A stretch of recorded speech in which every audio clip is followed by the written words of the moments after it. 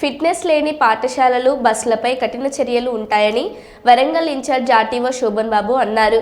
వరంగల్ జిల్లా road transport కార్యాలయంలో మీడియాతో మాట్లాడుతూ ప్రతి స్కూల్ మరియు కాలేజీ బస్సులకు ఫిట్నెస్ ఖచ్చితంగా ఉండాలని, జిల్లా వ్యాప్తంగా 350 బస్సులకు గాను 150 బస్సులకు మాత్రమే ఇప్పటి వరకు ఫిట్నెస్ పొందాలని, ఇంకా 200 బస్సుల యజమానులు బస్సులకు ఫిట్నెస్ తీసుకోలేదని, 15 సంవత్సరాలు దాటిన బస్సులకు ఫిట్నెస్ ఇవ్వడం జరిగిందని, విద్యార్థులను తరలించే బస్సులకు ఇన్సూరెన్స్ ఫిట్నెస్తో పాటు ఆర్టీఓ నిబంధనలు పాటించాలని, బస్ డ్రైవర్కు కనీసం 5 సంవత్సరాల డ్రైవింగ్ అర్హత కలిగి ఉండాలని, ఎవరైతే నిబంధనలు ఉల్లంఘిస్తారో వారిపై కఠిన చర్యలు తీసుకుంటామని ఇన్ఛార్జ్ ఆర్టీఓ శోభన్ బాబు తెలిపారు. చేతులు పెట్టకుండా ప్లస్ పడిపోకుండా కూడా ఉండేందుకు ఇవి కూడా కంపల్సరీ ఉండాలి.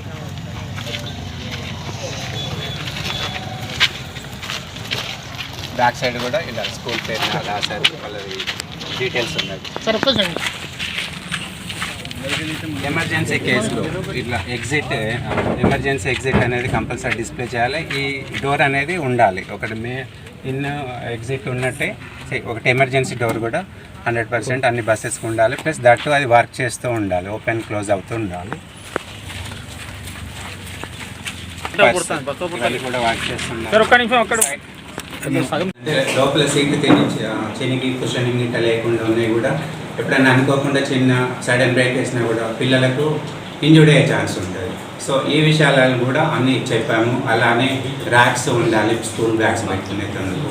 డ్రైవర్కు మాత్రం కంపల్సరీ డ్రైవర్తో పాటు ఒక అటెండర్ కూడా ఉండాలి. ఎందుకంటే పిల్లలను దించేటప్పుడు కానీ ఎక్కించేటప్పుడు కానీ ప్రమాదాలు జరగకుండా. జనరల్గా ఏం చేస్తారంటే పిల్లలు కదా, వాళ్ళు దిగేసి రోడ్డు క్రాస్ చేసేటప్పుడు కానీ చూసుకోకుండా వెళ్ళడం, యాక్సిడెంట్ జరుగుతాయి కనుక వాళ్ళందరికీ కూడా మేము ఇన్స్ట్రక్షన్స్ ఇచ్చేసి బస్సు ప్రాపర్గా రిపేర్ చేసుకొని ఇవన్నీ తీసుకొని వస్తేనే ఫిట్నెస్ అవుతుందని చెప్పేసి ఆ ఉద్దేశంగా కండక్ట్ చేశాము. దానిలో భాగంగా చాలామంది కూడా మాకు అష్యూరెన్స్ ఇచ్చారు. ఏవేవి రిపేర్స్ ఉన్నాయో అవి చేసుకొని జూన్ 12 వరకు స్కూల్ స్టార్ట్ కాకముందే ఫిట్నెస్ చేసుకుంటామన్నారు. అదే ప్రకారంగా ఇప్పుడు కొన్ని స్కూల్ బస్సెస్ ఫిట్నెస్ అయినాయి. ఆల్మోస్ట్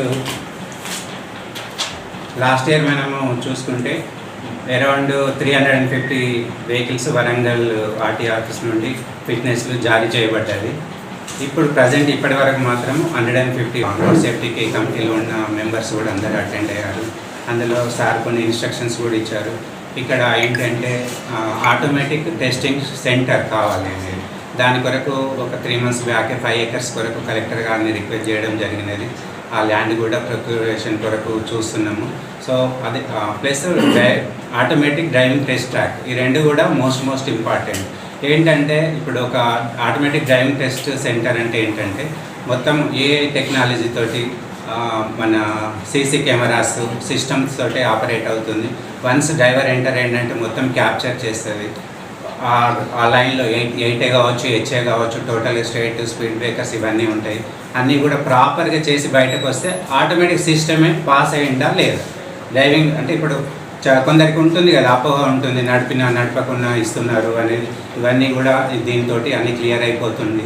వన్స్ ఎవరైతే పర్ఫెక్ట్ డ్రైవ్ చేసేసి బయటకు వస్తారో వాళ్ళకి డ్రైవింగ్ లైసెన్స్ ఇష్యూ చేయబోతే అందులో ఎవరి ఇన్వాల్వ్మెంట్ ఉండదు. అలానే వెహికల్ ఫిట్నెస్, హెవీ వెహికల్స్ కావచ్చు, మీరు ట్రాక్టర్ టైర్లను తీసుకోవచ్చు, ఎల్జీవీలు తీసుకోవచ్చు.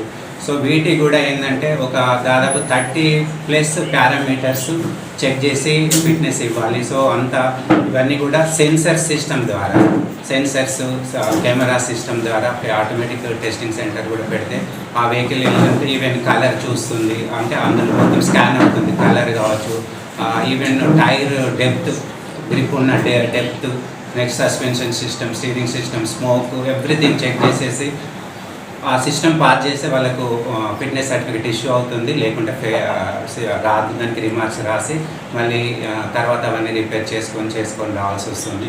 ఈ రెండు కూడా చాలా అందరికీ యూస్ఫుల్ అయ్యేది. ప్లస్ ఎందుకంటే వెహికల్ ఫిట్నెస్ పర్ఫెక్ట్ ఉంటేనే వెహికల్ రోడ్ పైన లాంగ్ కూడా డ్రైవ్ వెళ్తుంటారు, అది మీకు తెలుసు. So break failure, steering failure, ఇంకేదైనా ఇష్యూలలో కూడా యాక్సిడెంట్ అయ్యి మన ప్రాణాలు పోతున్నాయి. మన ఇప్పుడు తెలంగాణలో చూస్తే ఆల్మోస్ట్ ఎవ్రీడే 60 to 70 యాక్సిడెంట్స్ అవుతున్నాయి. అందులో 20 డెత్స్ కూడా అవుతున్నాయి మన తెలంగాణలోనే.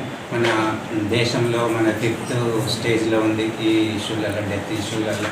సో ఇవన్నీ తగ్గించాలనే ఉద్దేశంగా మన గవర్నమెంట్, మన డిపార్ట్మెంట్ నుంచి ఇవన్నీ ప్లాన్ చేస్తున్నారు.